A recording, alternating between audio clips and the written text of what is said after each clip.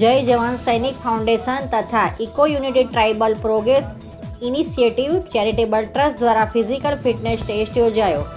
જય જવાન સૈનિક ફાઉન્ડેશન અને eco unity tribal progress initiative charitable ટ્રસ્ટના સંયુક્ત ઉપક્રમે છેલ્લા ઘણા સમયથી કોલેજ ગ્રાઉન્ડ ખાતે વન સંરક્ષણ માટે ફ્રી તાલીમ આપવામાં આવી હતી।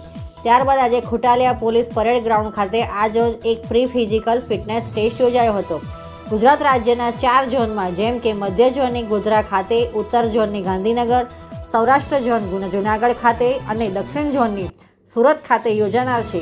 તેમાં છોટાઉદેપુર જિલ્લાના યુવાનો ફિઝિકલ ટેસ્ટ માટે જનાર ઉમેદવારનો આજે સવારે 6 કલાકે એક ફ્રી ટેસ્ટ રાખવામાં આવ્યો હતો, જેમાં પુરુષ ઉમેદવાર 150 જેટલા અને મહિલા ઉમેદવાર 26 જેટલી ઉપસ્થિત રહ્યા હતા। જેમાં પાસ થયેલ છે એમનો આત્મવિશ્વાસ વધે અને તેઓ વનરક્ષક ભરતીમાં ફિઝિકલ ટેસ્ટમાં સફળતાપૂર્વક ક્વોલિફાઈડ થાય તેવા પ્રયત્નો કરવા આવ્યા હતા। અજય જાની, છોટાઉદેપુર। આજરોજ છોટાઉદેપુર પોલીસ પરેડ ગ્રાઉન્ડ ખુટાલિયા ખાતે જે વનરક્ષક જે ફિઝિકલ ટેસ્ટ 5થી યોજાનાર છે તે સંદર્ભે છોટાઉદેપુર જિલ્લાના જે તાલીમવીરો હતા, જે 3 મહિનાથી તાલીમ કરતા હતા, એ લોકોને આજે ફ્રી ટેસ્ટ રાખવામાં આવેલો હતો। એમાં લગભગ 150 જેટલા છોકરાઓ અને 25 જેટલી છોકરીઓ ભાગ લીધો હતો અને એમાં લગભગ બધા સફળ થવા પામેલ છે।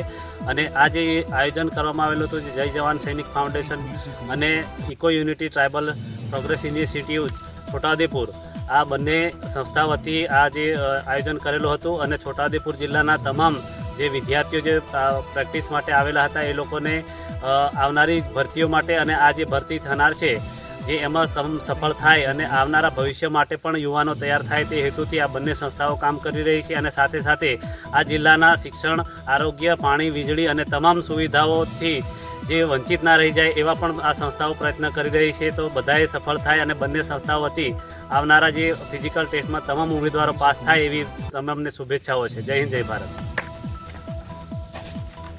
જય હિન્દ, જય ભારત। હું જય જવાન સૈનિક ફાઉન્ડેશન પ્રમુખ ગોપાલભાઈ રાઠવા। આપણે 2 દિવસ પહેલાં જાહેર કરેલું કે 5 તારીખથી ફોરેસ્ટ ગાર્ડની પરીક્ષા આવી રહી છે। એના માટે અમે ખુટાલિયા પોલીસ પરેડ ગ્રાઉન્ડ પર જે વિદ્યાર્થીઓ ફોરેસ્ટ ગાર્ડની તૈયારી કરે છે એના માટે અમે આજે ફ્રી ટેસ્ટ રાખ્યો હતો। એમાં અંદાજે 150 છોકરા અને 25થી 30 છોકરીઓ ભાગ લીધો હતો। એમાંથી તમામ વિદ્યાર્થી પાસ થયા છે અને અમે જે 4 મહિના મહેનત કરી છે અને અમને ખૂબ સારું રિઝલ્ટ આપ્યું છે।